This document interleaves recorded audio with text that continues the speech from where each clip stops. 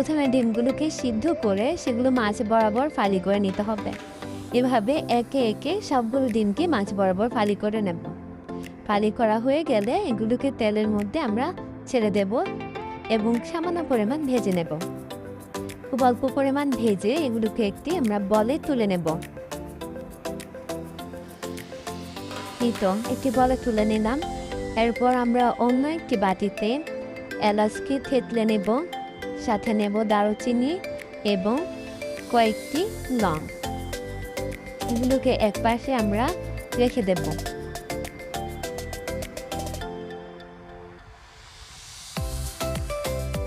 তারপর একদিকে বাদাম এবং পেঁয়াজকে ব্লেন্ড করে রেখেছি। একটি কড়াইয়ে কুচি করা পেঁয়াজগুলো দিয়ে দেব। কুচি করা পেঁয়াজগুলো দিয়ে দেওয়ার পর এগুলোকে ততক্ষণ পর্যন্ত ভালোভাবে নাড়তে থাকবো যতক্ষণ না এগুলো একটু লালচে কালার ধারণ করে। যখন এগুলো একটু লালচে কালার ধারণ করবে এরপর পরে আমরা এটা মশলাগুলো অ্যাড করা শুরু করব।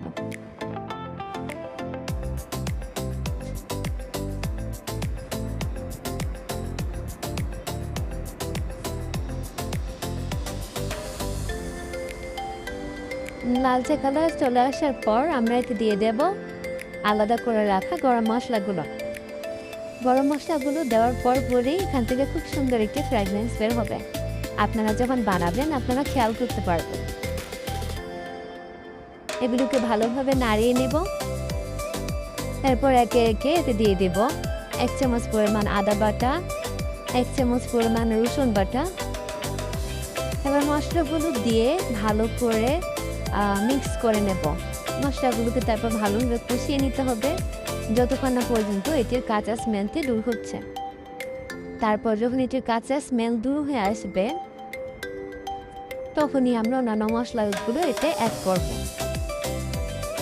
ভালোভাবে নেড়ে চেড়ে আমরা মশলাটাকে কষিয়ে নিচ্ছি। মশলাটা কষিয়ে গেলে আমরা এতে বাদাম এবং পেঁয়াজ বাটার মিক্সচারটি ঢেলে দেব। তারপর এই মশলাটিকে ভালোভাবে মিক্স করে কষিয়ে নেব যেন এতে কোনো প্রকার কাঁচা গন্ধ না আসে। এটিকে ভালোভাবে কষিয়ে নেওয়ার পর একে একে এতে দিয়ে দিব জিরে গুঁড়ো, তারপর সামান্য পরিমাণে ধনে গুঁড়ো। এগুলো দিয়ে ভালোভাবে এটিকে মিক্স করে নেব। আর অবশ্যই লবণ আপনাদের পরিমাণ মতো দিয়ে দেবেন। দিয়ে ভালোভাবে মিক্স করে নেব।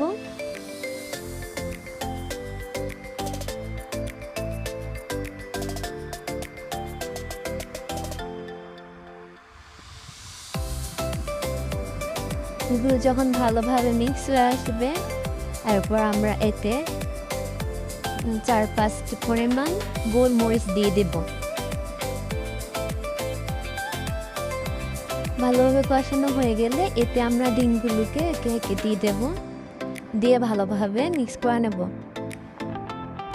অন্যদিকে এটি রান্না করার আগে আমি একটি পাত্রে দুধ নিয়ে জাল করে রেখে দিয়েছিলাম। তারপর সেই দুধটিকে আমরা ঢেলে দেব। দেখুন এটা কালারটা কত সুন্দর লাগছে। তারপর আস্তে আস্তে দুধগুলো দেওয়া হয়ে গেলে সেগুলোকে ভালোভাবে মিক্স করে নেব। ব্যাস হয়ে গেল আমাদের ডিমের কোরমা। এটা আমরা কাঁচামরিচ দিয়ে দেবো কিছু, খালি করে দিতে হবে অবশ্যই কাঁচামরিচগুলোকে। তারপর দিয়ে দেবো পেঁয়াজ বেরেস্তা। পেঁয়াজ বেরেস্তা আপনারা অবশ্যই ব্যবহার করবেন কারণ পেঁয়াজ বেরেস্তাটা দিলে এটার স্বাদ কয়েক গুণ বেড়ে যায়।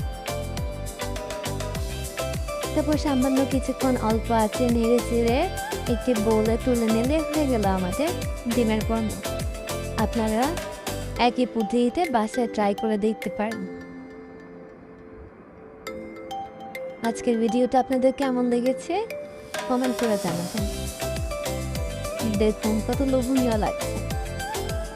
একই নিয়মে আপনারা মাংসের কোরমা বানিয়ে নিতে পারেন।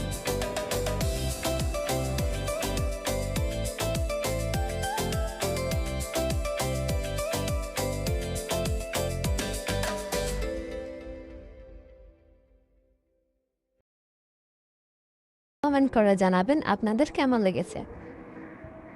আজ এই পর্যন্তই। আল্লাহ হাফেজ।